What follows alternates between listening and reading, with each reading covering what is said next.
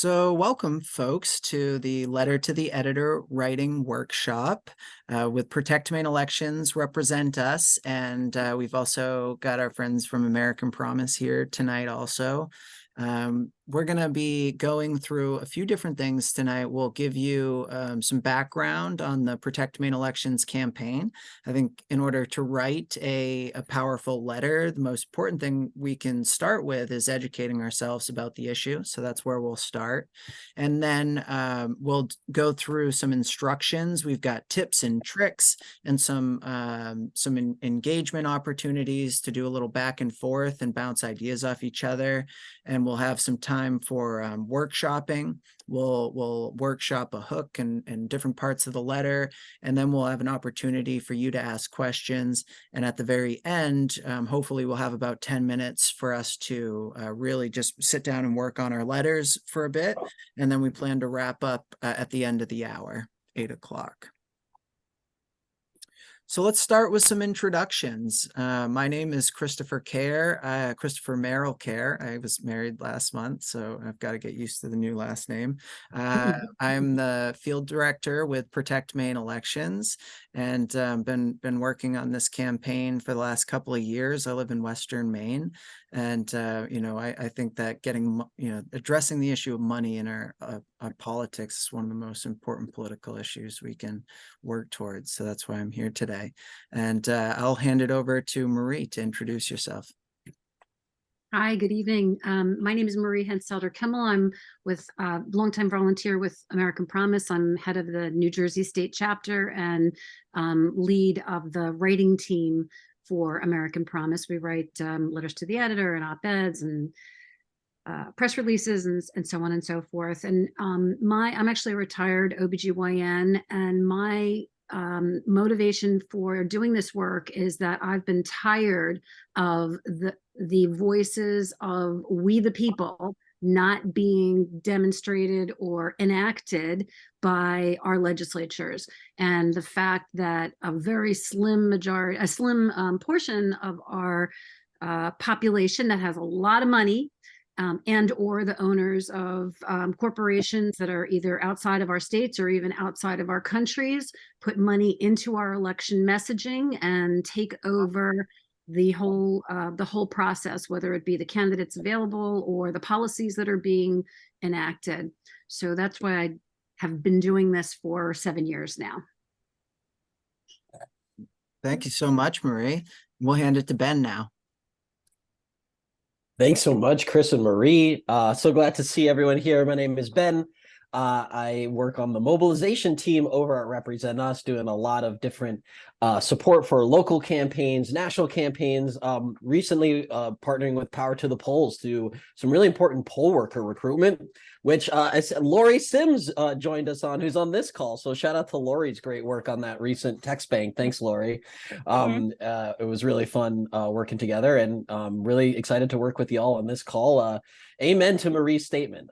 I think that's why a lot of us are in this work, and it's thrilling to be able to work alongside folks like you to take power back from those special interests and back to the people of Maine and to the voters across the United States.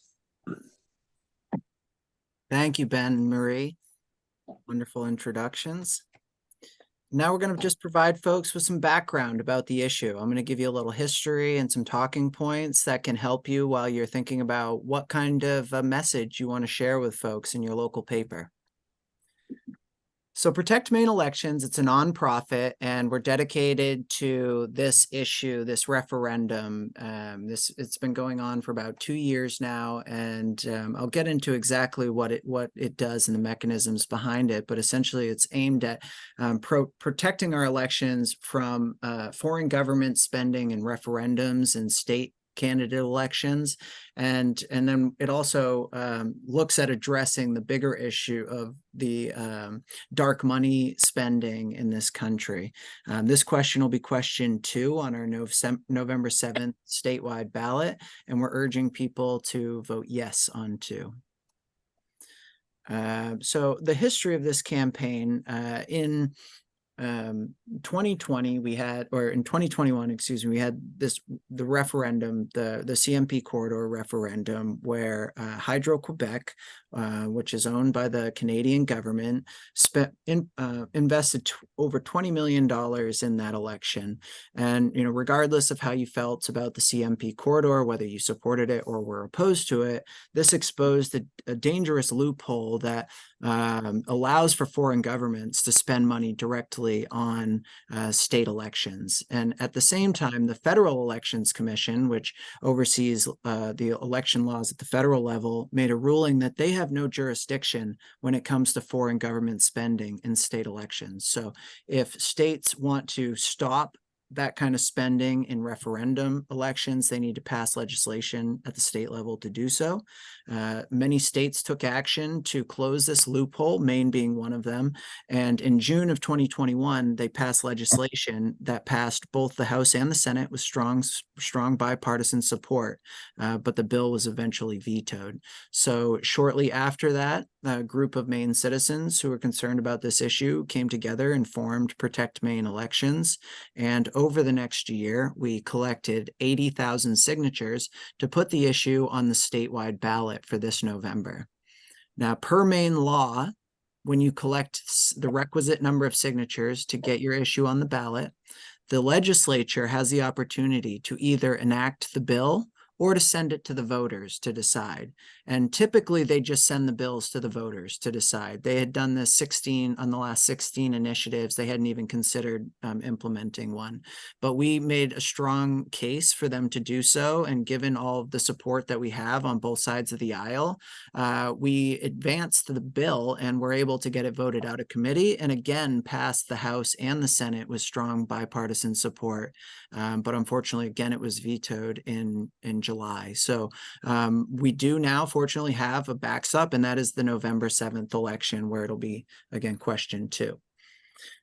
So what are the things that this bill does? The main 3 items. 1, it will put a law in place that will ban foreign government spending on Maine referendums. So currently there is no law in place. This would make it so that groups who are advocating in referendum campaigns would not be able to accept donations from foreign governments or the entities that they control. It would also reaffirm, well, I'm going to come back to this one. One way that these entities, these foreign government entities, can get around this law to ban, that we can implement to ban foreign spending in Maine referendums, is to buy ads and just run their own ads as an independent expenditure. So in order to keep them, accountable in that measure, we have added a transparency measure to the bill, which will require that media companies disclose when foreign governments are buying ads for political purposes. So if a foreign government wants to run a political ad in Maine, the media company will have to add a disclaimer at the end that says paid for by a foreign government entity, and then list the top donors. And finally, the bill will reaffirm Maine's support for a constitutional amendment to give states and Congress the ability to set reasonable limits on campaign spending. Currently, we are very limited in the type of campaign spending and raising limits that we can put in place because of a series of Supreme Court rulings. There is a movement at the national level to undo this, and it has to be through a constitutional amendment. So they're going state by state to pass state resolutions calling for this amendment. And there have already been 22 states which have called for the amendment. Maine was one of them back in 2013. There was legislation passed pledging our support or resolving to support the amendment. But since it's been 10 years, this has been added again to continue to raise awareness of this amendment. And so what the bill does is it will charge the Maine Ethics Commission with providing a report every year for the next 5 years to the Maine legislature about the progress of this movement. So what are the main talking points? I just put a bunch of information out there, but what do we really want to focus on when we're thinking about talking about writing a letter to your paper? Well, first, we're urging people to first focus on the foreign government interference part. When we get into these multiple issues, it can become hard to cover all of them adequately in a short, 250-word letter to the editor. And the wording of the ballot question, as you can see here, is going to say, it speaks only about the foreign government aspect of the bill for banning foreign government contributions or communications. It doesn't say anything about the constitutional amendment part. So because of that, and because the issue polls higher, we're urging people to try to focus on the foreign government spending piece. But of course, if people feel moved to write about the national movement to address money in politics, dark money, and super PACs and so on, then I won't stop you from doing so or discourage you from doing so. Now, we also want to try to not focus entirely on the CMP corridor. We want to make the broader argument about the influence that money has in our elections, because we want to reach a wide audience, and we don't want to immediately alienate people who are supportive of the corridor or CMP. So if when at all possible, we want to keep that particular topic a bit more broad. And then, of course, if you are someone who has been engaged in the campaign throughout the last 2 years, as we've been collecting signatures and going to the legislature and writing letters and all of this advocacy, we want you to express that in your letter so people can really sense that your passion and commitment to this issue. And now, before we get into writing instructions, I just wanted to show you a few statistics and a few pictures from the campaign. We had over 80,000 Maine people sign our petition, and from every political party in every county in Maine. We've done a few different polls. This was the most recent, which shows very strong support for our referendum. 82% overall support banning foreign government spending in Maine elections. And a still strong 65% support a constitutional amendment to allow for political spending limits. And then 86% of Americans, this one's not Maine specific, but 86% of Americans believe money in politics is a major threat to American democracy. And a few pictures from the campaign. This is some of the campaign leadership. All the way over here to the left is Republican Senator Rick Bennett. He's one of the lead senators on the bill. And here we have Democratic Congressman Jared Golden in the vest, and another Democratic member of the House here, Seth Berry.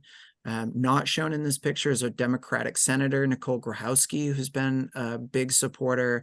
And we've had a collection of people from all across the political aisle working on this bill. I say it's the most bipartisan effort that I've ever been a part of. I was talking about this earlier as we've been out talking to people at the county fairs. We get people from both sides of the aisle with showing strong support for this issue. This is from the turn-in we did at the State House, where we had a bunch of volunteers show up and carry boxes into the State House, our 80,000 signatures, and they're bringing their signs to show support. That was a very inspiring day. And then this is an important date, November 7th, the Maine statewide election. We're urging people to vote yes on question 2. So definitely want to make sure we get that in our letters somewhere, telling people that you're going to be voting yes on question 2, or urging them to vote yes on question 2. So that's it from me. We will have a period of a section for questions at the end, but I would encourage people, if you do have questions about the content I just went over and you don't want to wait, put them in the chat. And while Ben and Marie are providing you with letter writing instructions, I'll do my best to respond to your questions. So now I'm going to hand it over to Ben. Thanks so much, Chris. I don't know about you, but I am pumped and ready to go to get to work on this and start spreading the word because of what's at stake here and the opportunity that we have to go out and win a really important campaign for the people of Maine. We're just going to take a step back, though, because why are we all here on this Zoom today on a beautiful Wednesday evening? We all took the time out to join this Zoom call to join a letter to the editor campaign. So taking a step back from our Protect Maine elections question 2 that's coming up here in November, just thinking about what the purpose of this call is, right? Letter to the editor. What is a letter to the editor, right? Some of us may know, some of us may have a lot of experience with this, but some of us may be pretty new to this concept as well. So we're going to put the question to you in the Zoom chat. Now, if you can't access the Zoom chat, this call is probably small enough for you to just come off mute and chime in here on your mic. But let's try to get all the answers in the Zoom chat. We'll read them off, and then we're going to reveal the technical definition. But hey, everyone has their own kind of things to add. Every single call I do on this question, I learn something new about the history of letter to the editor or how people define it. So hop down into the Zoom chat. It should be at the bottom of your screen, and let's see what you think. What is a letter to the editor? No wrong answers, folks. No wrong answers. We're not quizzing you.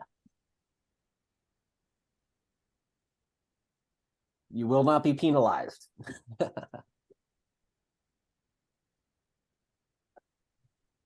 All right, I see some typing, so we're just going to give folks about 15 more seconds to get their answers in. Oh my God, you just started.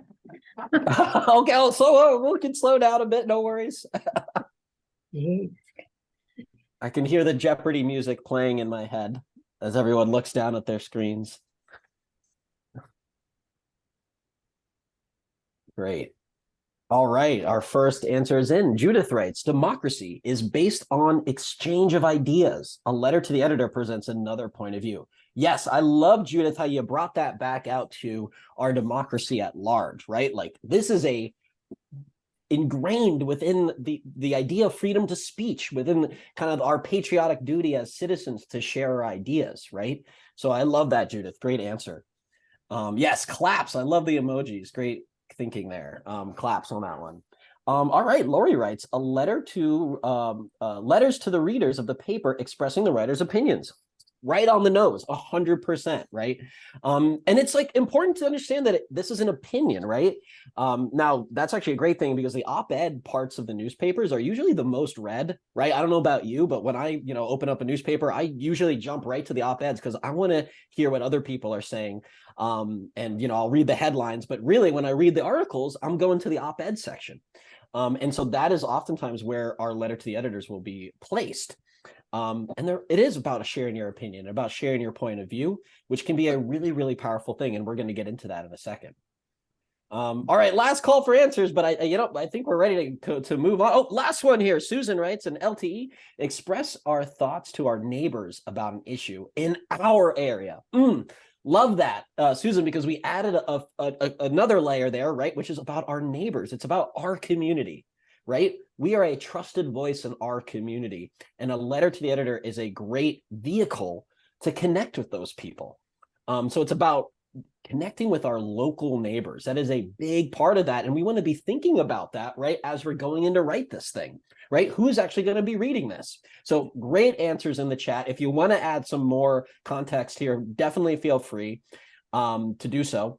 But here's our definition. A letter to the editor is a letter sent to a publication about issues of concern, right? These are current topics, things that are on people's mind, right? Election coming up. This is going to be on people's minds. So we're going to hit them with something that is an issue of concern for the day. Letters are intended for publication, right? It's great to send a letter to the editor, right? But really what that means is sending a letter to the community, as what was said in the Zoom chat.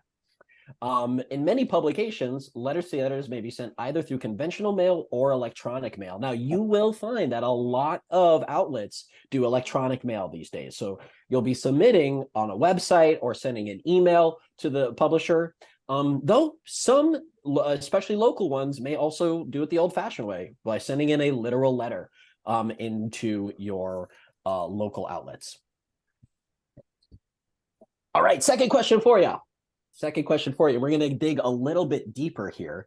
Now that we understand what a letter to the editor is, we want to ask everyone, why is it important, right? Why do we care about this thing to begin with, right? We've already dived into it a little bit, right? It's a patriotic duty. It's a part of a democracy. It's a part of our republic. That goes back literally hundreds of years, folks. Like that's not a hyperbole. Hundreds of years from the inception of our government, when people were sending letters on horse couriers to their newspaper and taking it in a bag and on a horseback ride down to the post office. But let's just think about this, right? Why are letter to the editors important, right? Why should we spend time? Why should we care about these things?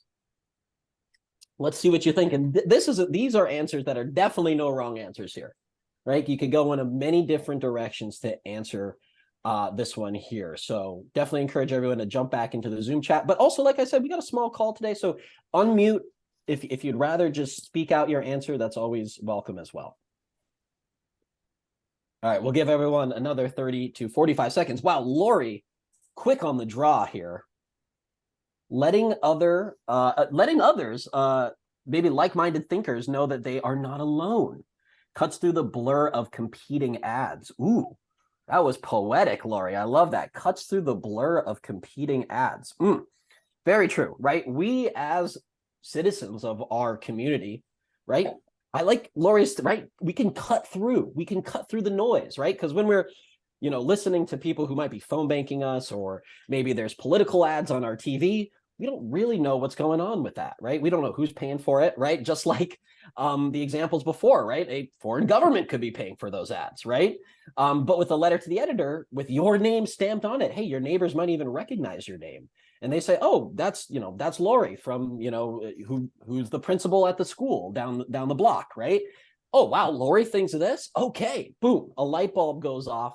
And all of a sudden, they trust your voice, right? They trust what you're writing even more so than a political ad, or even an expert, right? Say someone from Harvard down south coming up and telling Mainers, what sometimes we might not trust that person, right? Because they're an elite or an expert, an outsider, right? The voice coming from inside our communities is really important. Draw attention to areas of concern in communities, right? So I love Judith, right, saying drawing attention. Ultimately, that's the name of the game here, right? Just like when you're driving on the highway, you might see a Coca-Cola board, right?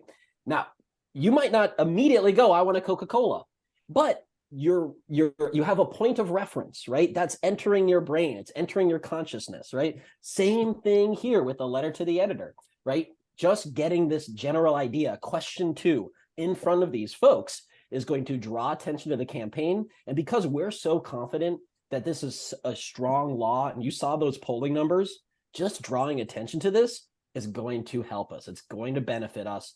The more people talking about it, the more people seeing it, the more people Googling question 2, the better, right? Because they're going to look into these policies and they're going to see how strong and generally how agreeable they are. All right, I think we're all set here. Let's reveal the answer. All right, well, definitely, like I said, this is a little bit more of an abstract answer, but what we have here is an opportunity to publish your reviews, comment on a recent article, and respond to issues of the day. This makes writing a letter to the editor one of the easiest ways to get your message across to thousands of readers, right? It's that scalability that is so cool about letter to the editors, is that you can spend, say even tonight, writing out a 250 word message, and then all of a sudden reach thousands, if not tens of thousands of people. Pretty cool. And so the one word I want to pull out of the second paragraph is that unique voice piece, right? That goes to that trusted voice inside our communities, right? But also having a unique voice is really, really powerful, right? That principal down the block, you're a nurse who's, or maybe you're someone who works for an energy company. Who knows, right? You might have an even stronger identity that connects you to this campaign.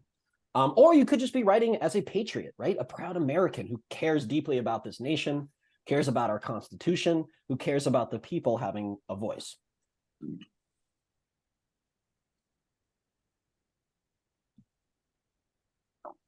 All right, great, Chris. I think this is my last slide here before I pass it on here.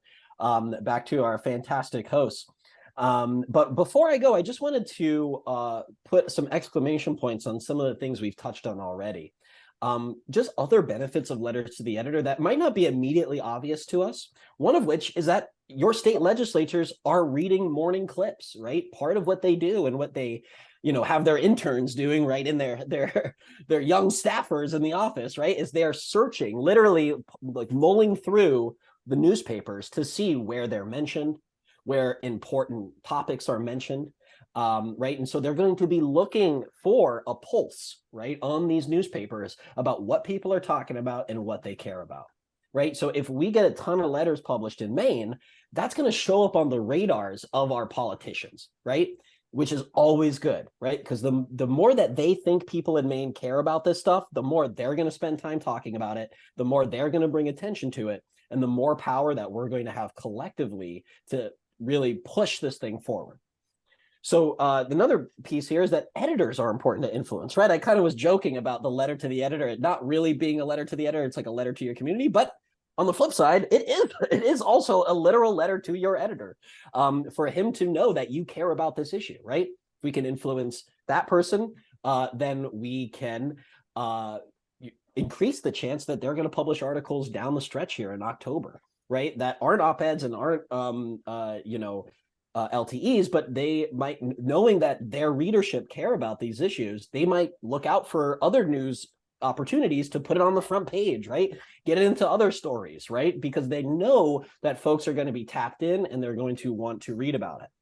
The final thing here is that the most predominant readership of local newspapers in particular, right? We're talking about our town newspapers, our county newspapers, right? The real localized ones are generally seniors. Now, seniors are a great demographic to communicate to because they go out and vote much more so than the youth in this country. Sadly so, right? Hopefully we can get more young people voting. But seniors are a really influential demographic that we can do a lot of communication to through letter to the editors. If we can get seniors on our side, then we're going to have a really good chance of winning in November.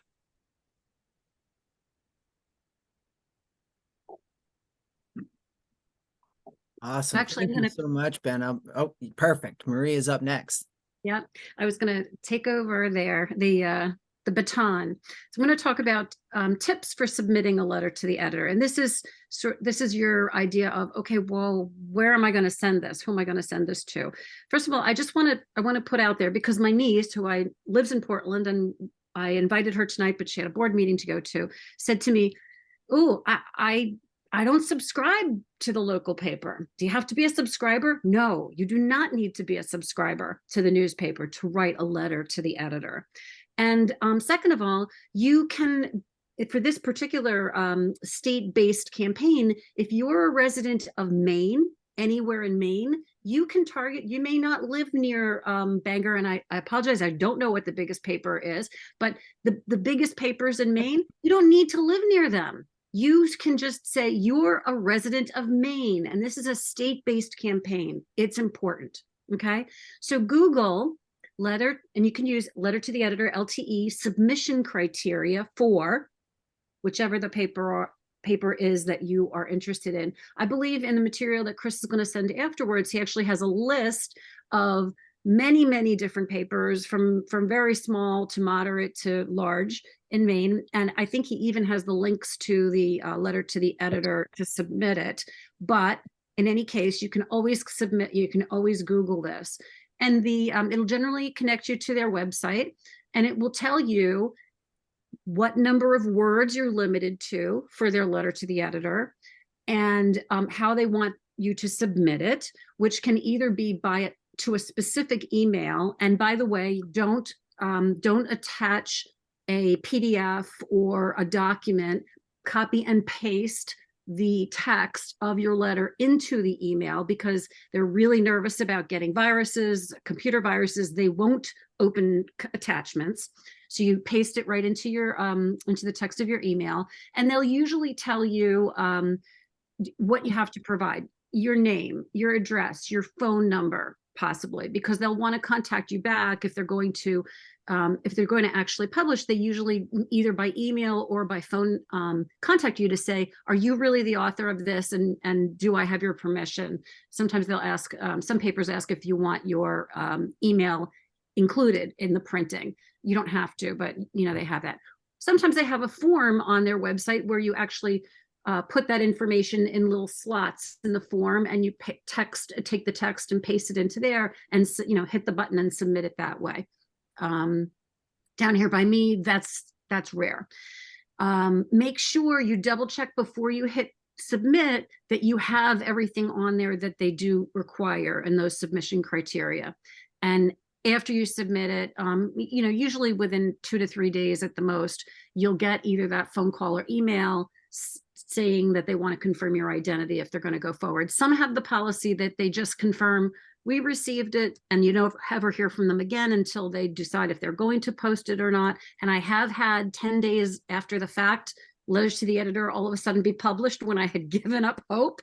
So, especially because the election is coming up, it's possible that they'll be holding on to these things, but probably within 2 to 3 days.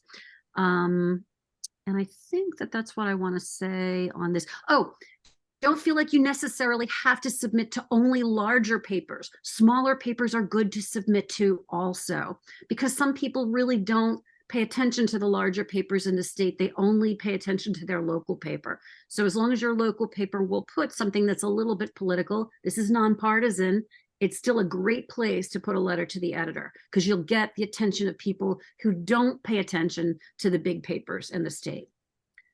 Okay, Chris. Normally, if you're writing a letter to the editor, what you want to do is reference your letter to something that's in the paper already, something that's in the current events. And usually the editors prioritize these types of articles. Number one would be a front page story, a headline on the front of a section of the paper, especially the front page, but even the front page of a separate section of the paper if it has a couple different sections. Editorials that the editor of the paper has actually written, and op-eds that they've included, just like Ben said. That's sort of current opinion of what's going on in the area, so that's something that they target too. But something that's a large civic event or holiday event, you can target without necessarily having a particular article that you're referring to. The upcoming election is a big area of interest. So you can just say, I'm concerned about our upcoming election, and this is what my concern is, as we're going to discuss in the body of the letter to the editor. All right. Ben is on. Thank you so much, Marie, once again. Keeping it rolling here, folks, we are going to pass the baton back to you here for another little challenge, an interactive portion of the session where we're actually going to go out and find our publications and do a little bit of work while on the call today in the spirit of the workshop, right? We want this time to be really productive for you. We want you to leave this call with everything you need to kind of just hit the ground running. And even start submitting tomorrow or the next day or even tonight if you are super ready and eager, right? And so in the spirit of that, we are going to take a couple minutes to actually go and find your publications and even how to submit as well. So let's just take a 3-minute pause. Before we take that pause, I would love to just do a little quick example. After we all find our own publications, we're going to post in the Zoom chat where you're planning on submitting and what the submission type is. Is it an email? Is it a website? And we can help you navigate that as well. So let's just take that 3 minutes. But before we do so, does anyone know their local paper? Does anyone know what paper they're going to target right off the bat?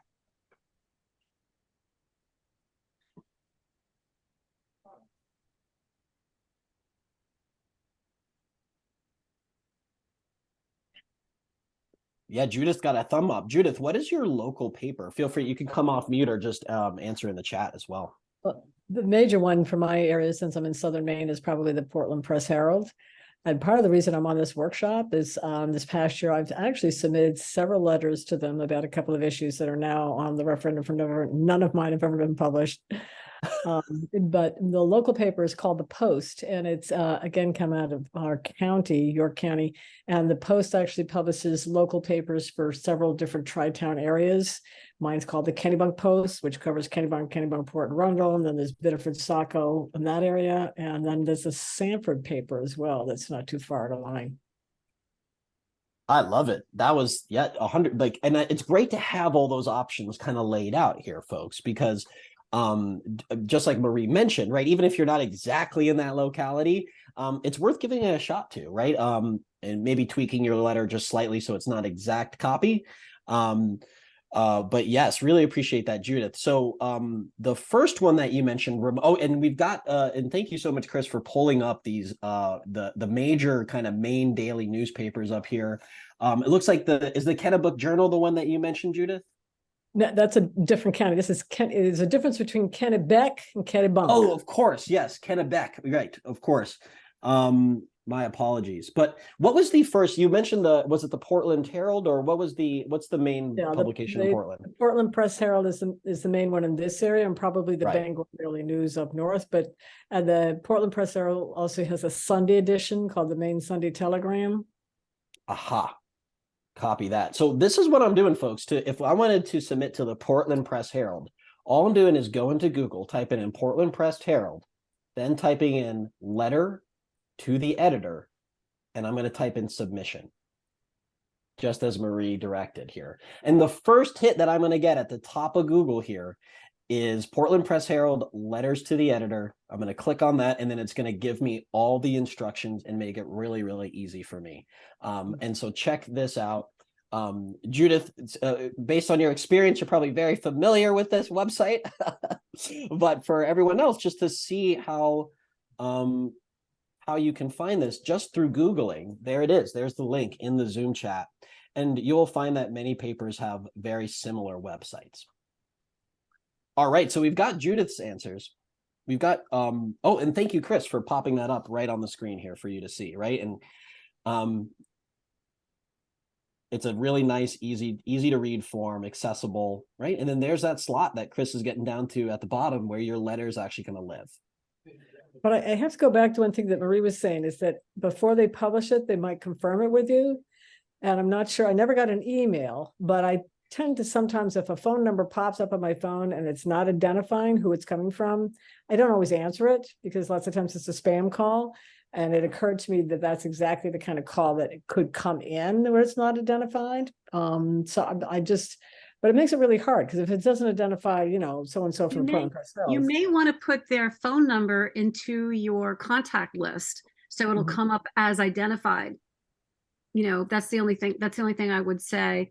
And all the papers handle it a little bit differently. Some never. A bigger paper like that, I usually would confirm with you before they went ahead, because they don't want to be misled in terms of who's submitting this opinion to them. But on the other hand, they may have just ignored the letter, bypassed the letter too. Hey, Judith, Chris here. We actually had another person submit a letter to the Kennebunk Post recently, and he is a regular contributor. They publish almost all of his stuff, and they have not published letters actually in the last several weeks. So I think there may be something going on with the specific publication.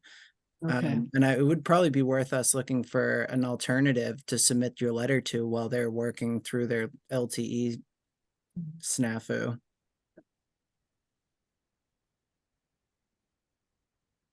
Yeah. Thank you so much for adding those extra layers there, Marie and Judith. Anyone else on the call have ideas on where they're going? Oh, we've got Lori, the Times record in Coastal Journal. Love it. Those are my ones of they're my Brunswick papers.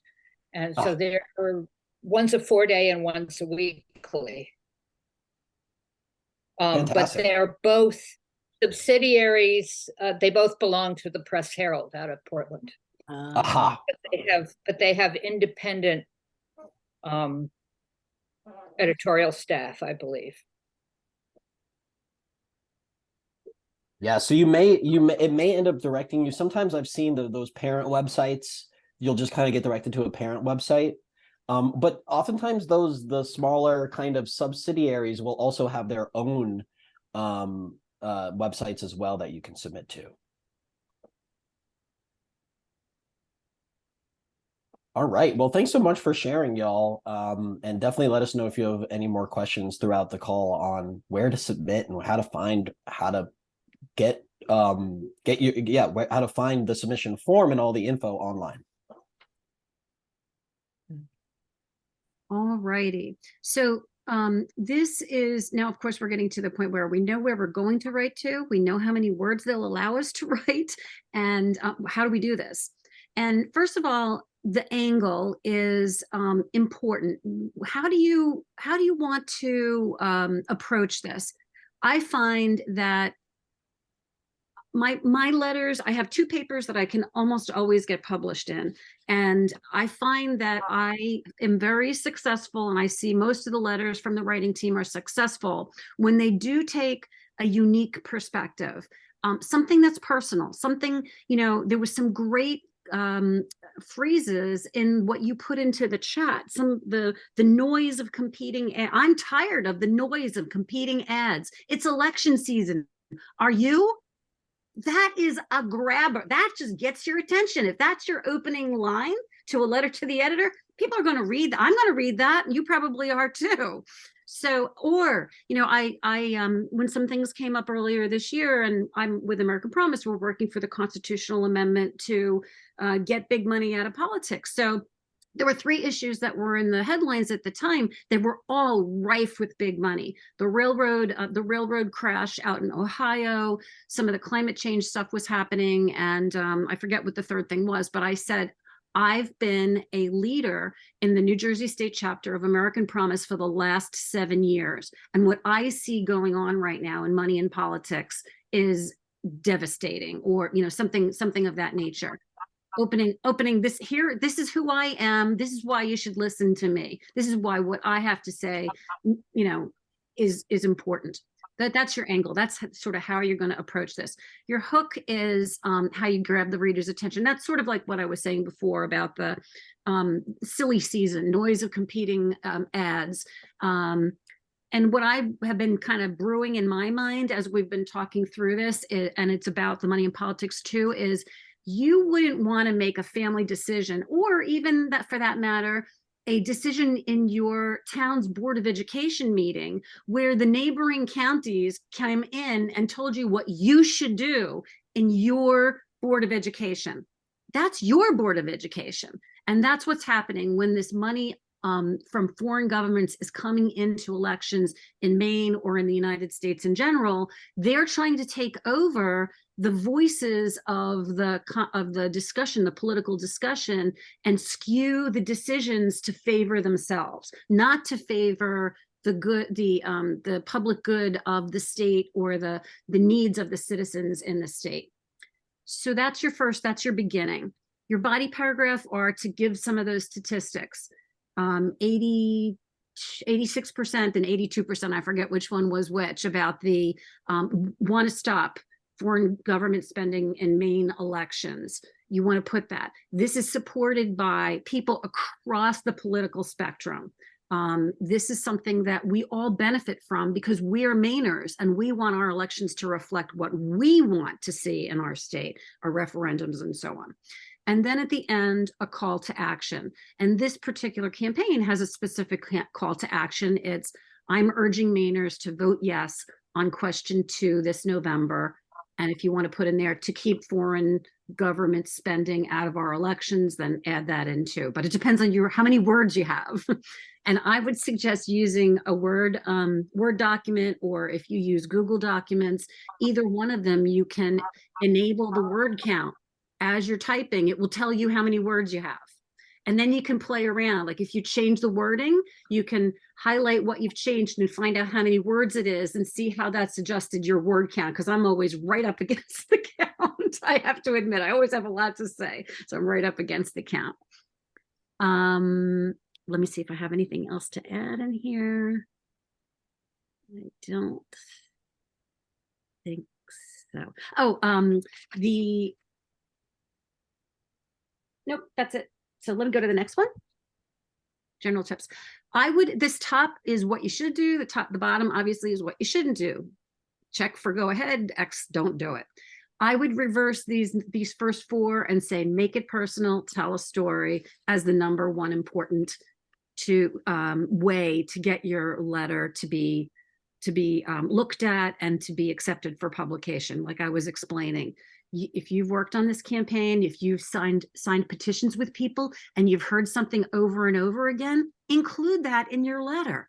People want to hear that. That's the interesting part, because you've put the skin in the game and you've gotten out there and you've signed petitions with people. Or what do you tell people about why you came to write a letter to the editor tonight? What's important to you about this? What kind of gets you going about this? Focusing on specific aspects of the referendum, like Chris emphasized before, about keeping foreign government spending out of our elections. And I would say, something similar to what I said before, that we in the state of Maine should have control over our decisions about the laws and the elections that affect our lives moving forward. Make it relevant to your target audience. Now that may be if there's a particular, like if, for instance, in a particular paper that you're going to, a regional paper, that there's something going on there, but I'm not sure if there's specifics like this for this particular topic. But in general, if you're writing a letter to the editor, you would want to do that. And I do have a question. Yes. One of the things in terms, particularly when it comes to protect Maine elections, is that at one point, our current governor made the statement that one of her concerns about saying yes to this particular legislation is that she wasn't sure if it was, to what extent the state of Maine actually had the authority to be able to do that, and whether or not it would be considered unconstitutional for us to be able to say that as a state, we want to limit, we want to end foreign interference in our elections, and to do that. I mean, I don't know, that's her personal opinion, and she gets to say that. Do you ever address, I mean, it's a very public opinion to share, but is that something that you address in a letter like that, or would you avoid that? I mean, I think I'm not an attorney, and I don't know all the details. I haven't been working specifically on everything with Protect Maine elections, but I do know, like Chris said, that other states have already passed laws of this type to exclude foreign money. So it's being done by other parts of the nation already.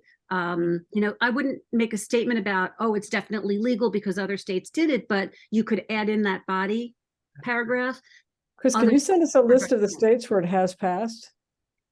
Yep, I was just looking at that right now, and I will make sure that that goes along with the email that I'm sending. It actually has been passed in many locales and several states, and there's a little section in this article also about the First Amendment concerns.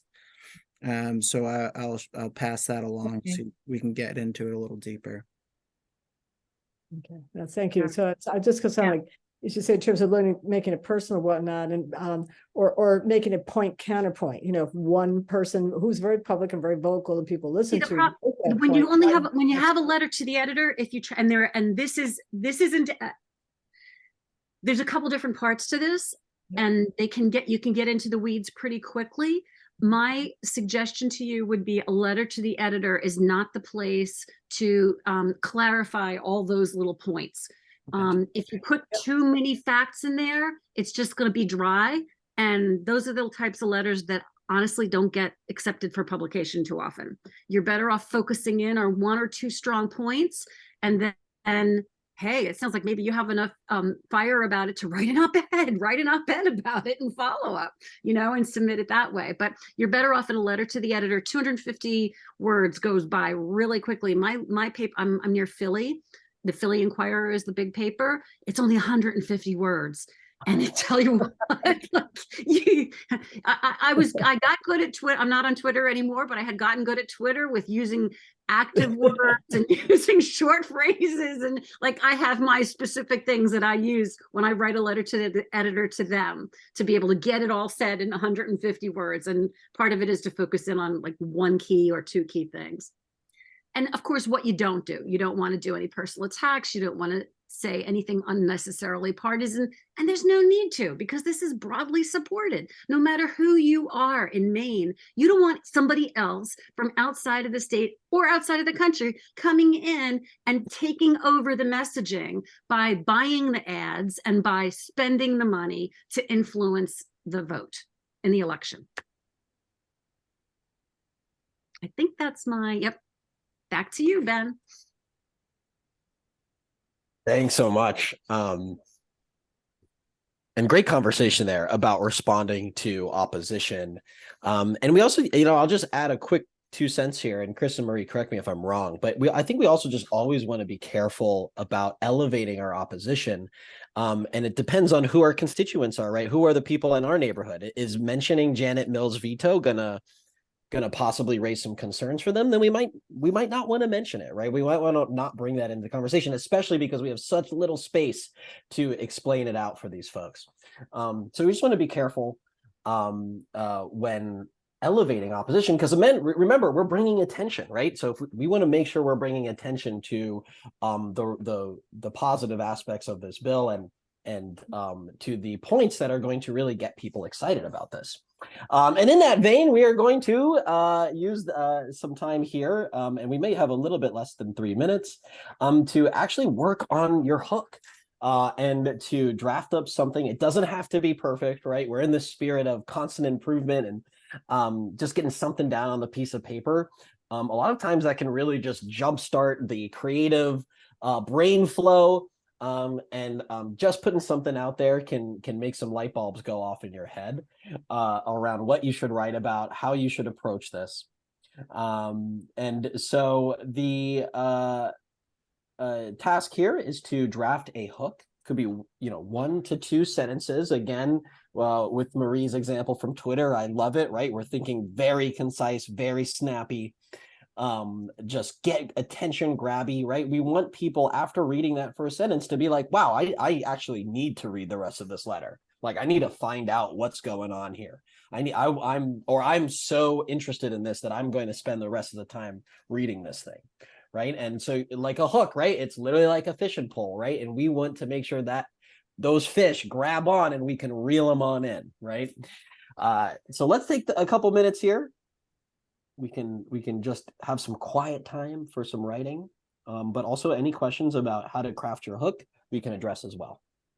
I have a question. Absolutely. Something Marie said earlier built on something I had said earlier than that. And it didn't stick in my brain because my brain was doing something else, was looking for. Lori, I want to suggest. Lori, I want to suggest it was, I think, pretty sure you had put in the chat, the noise of competing ads.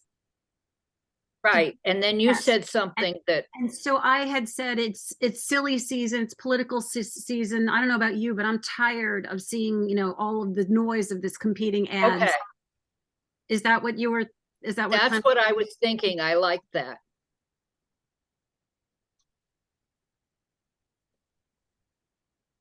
Yeah, absolutely. Thank you, Marie. And Lori for engaging here. Yeah, I'm really intrigued to see what everyone's thinking about writing about. Right, the hook, in a way, right, should lead us all in the direction of the topic, right, and the general angle and approach that you're going to take here. So even though it's just a sentence or two, right, hopefully, if you have your hook together, the rest of the letter should sort of just write itself and kind of bounce off of that initial sentence.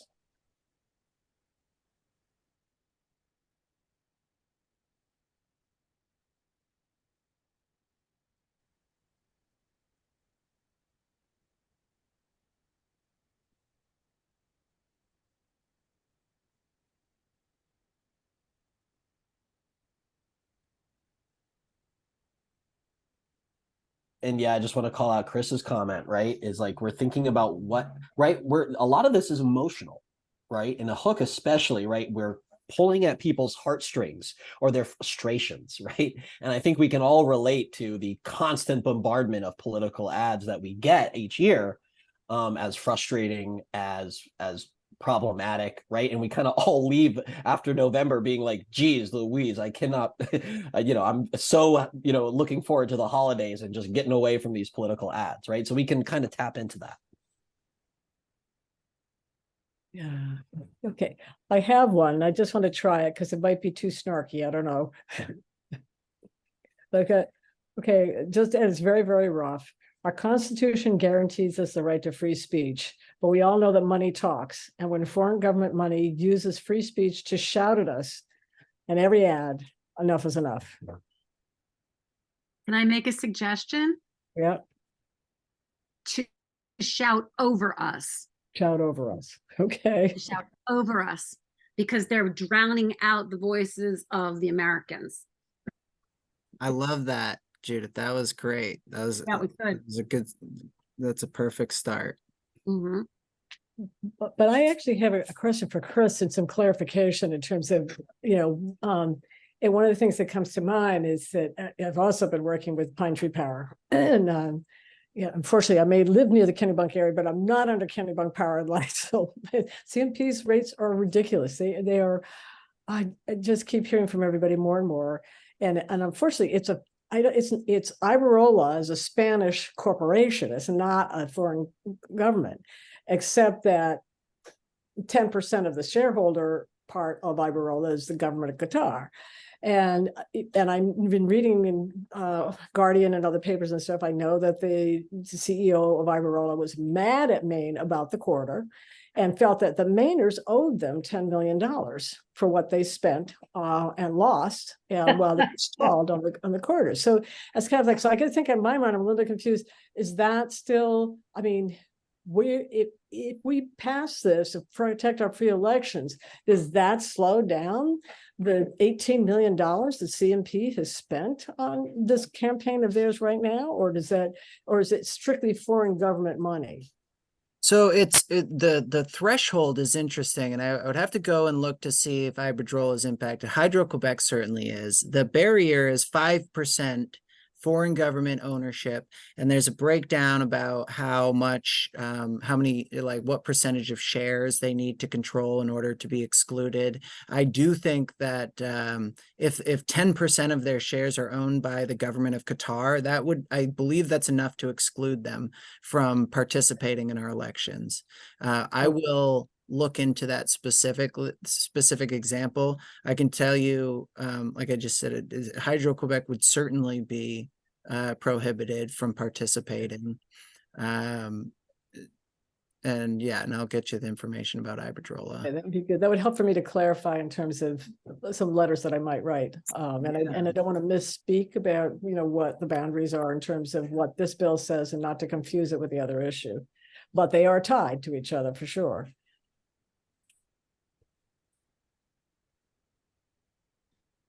Anybody else have an idea about a hook?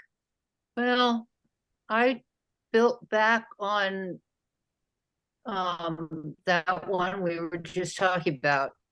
It's political season again, and I'm already tired of the blur of competing messages. Cutting out propaganda from foreign governments would be a great start. Or is that too?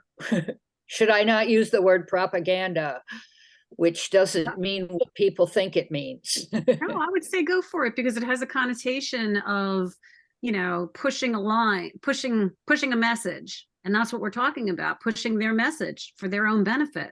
They're not spending this money because it's an altruistic thing. They're spending this money because it's making money if they get the bill through, or they stop the referendum that they want, get the outcome that they desire will make them money. That's why they're spending the money. It's a return on investment. Mm-hmm. And of course, the twisted side of this is what we hear about a lot of online digital media, magazines and other places who buy the ads, those CMP advertisements that show up all the time, or other advertisements that show up and stuff like that. That's revenue money for them. So it's a double-edged sword. I get that. That's where it gets really messy in terms of looking at, well, if you cut out that advertising, that's loss of revenue in the state. I have a question, because I don't have access down here to what you're seeing from these particular companies.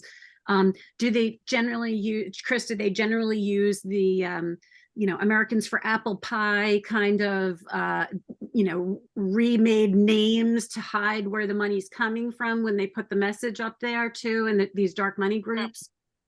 Yeah.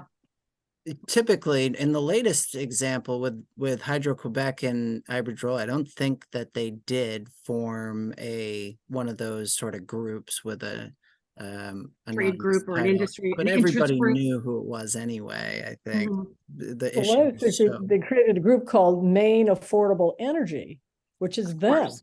You know? that was the whole after the point. fact. Was that after the fact, or was that during the corridor campaign? I know that they're working on the competing referendum. Right. It's just, That- yeah, it's yeah. that's laughable, Maine Affordable Energy.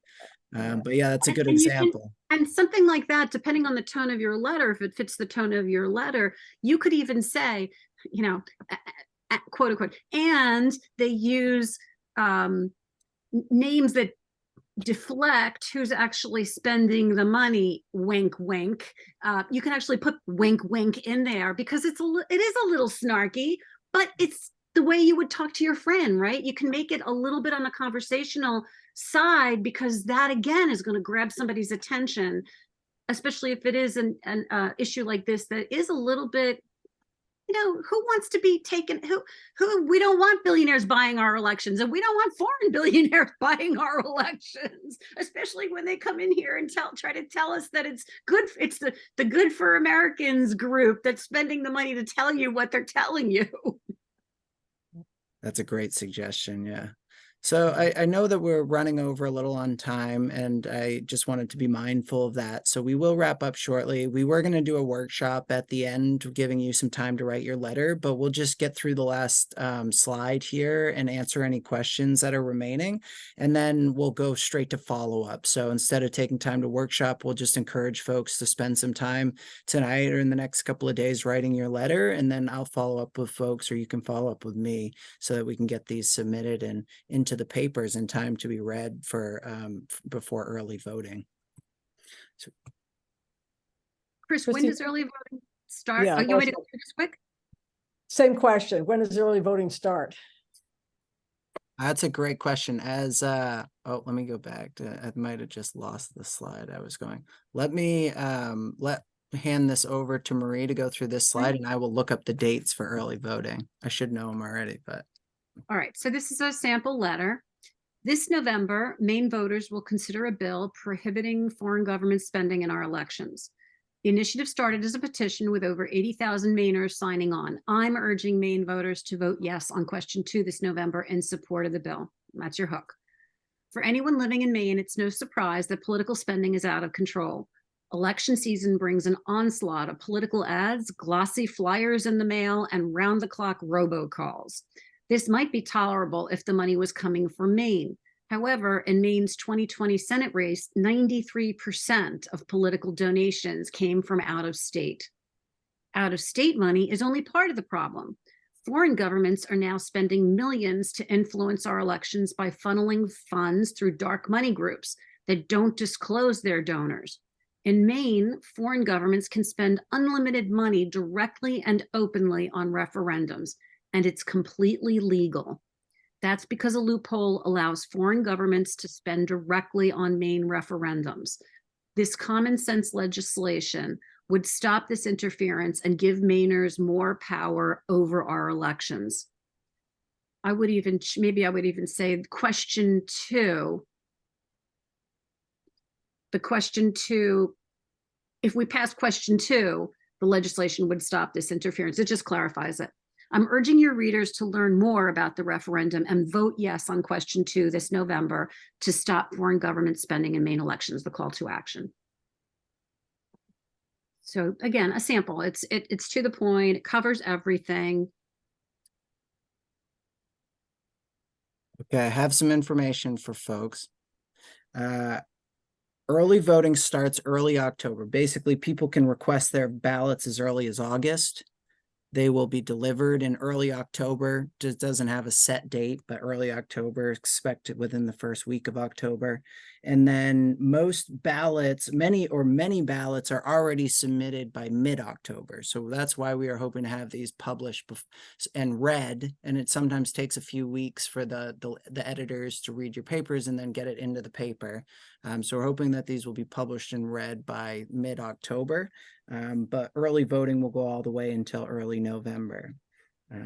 So we've got a window of this, between now and about October 15th, where we'd like to get the letters published. So that's it for content. We'll give another opportunity for folks to ask any last minute questions. I will send around a 3-page letter to the editor guide with much of the information that we talked about this evening. I will also include a link to the slides that we went through tonight, and a link to an article with examples of foreign spending bans in other states and municipalities. And then you'll also have my email right there at the top of your inbox, so that when you're ready to share your draft, you can send it to me, and we can finalize the target publication and get that letter out. So any last questions? Yes. I just want to say this is so out of my wheelhouse. I will do my best.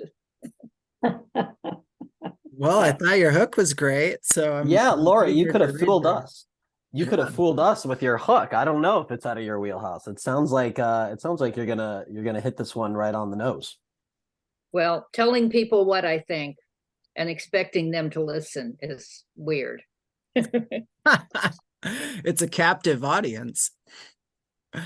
I think, I'm similar to you, Lori. This writing is not my strong suit. Writing a letter to the editor is not something I ever thought that I would feel comfortable with, but it's actually the type of writing I think I'm most comfortable with, because it's much more conversational. I get to have a little fun with it. I get to be a little snarky. And so I've found that I really enjoy it, and hopefully you'll find the same. And those letters do well. Those letters are the ones that get attention and are a little bit more likely to be taken up and be published. Okay. We'll try. I personally have seen people work on a letter for weeks, right? And they just meticulously taking it apart, and everything is perfect, and then it doesn't get published. And then for whatever reason, they spend one night and they've got that fire in their chest, and they just kind of get something down, and that's the one that gets published. So definitely have a lot of confidence. From everything I've heard on this call, your letter is going to be awesome if you just speak from the heart and you just come with that approach. You're going to have a really good chance of getting published.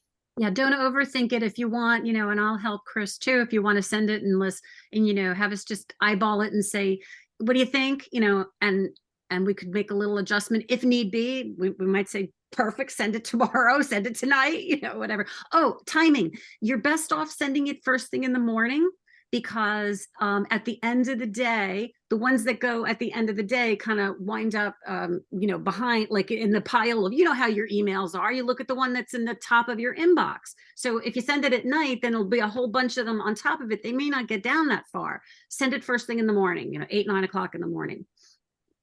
Great tip. Thank you.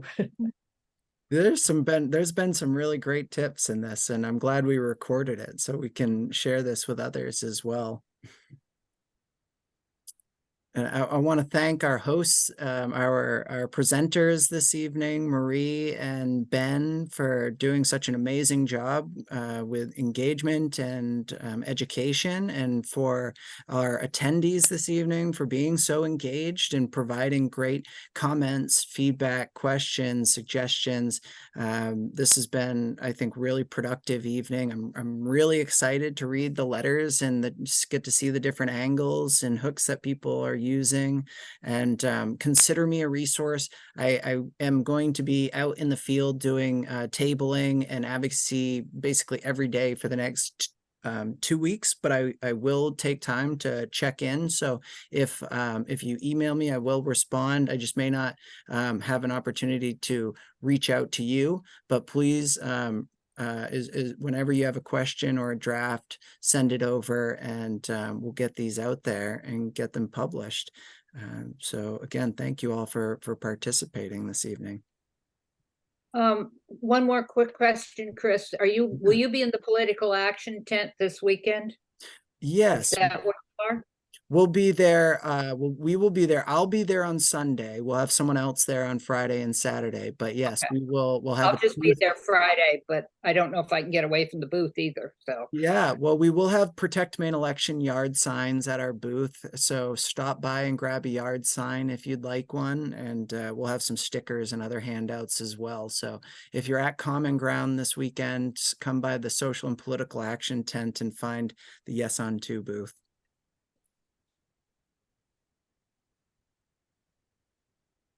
All right. Well, I think we can wrap up. Thanks again, folks. Have a great night, everyone. And we'll be in touch. Thank you for pulling this together. you. I appreciate it. Good Thank night, you. everybody. I have good confidence there are going to be some excellent letters from this group. Absolutely. Thank you very much. Thank you. Good night. Good night. Bye. Okay.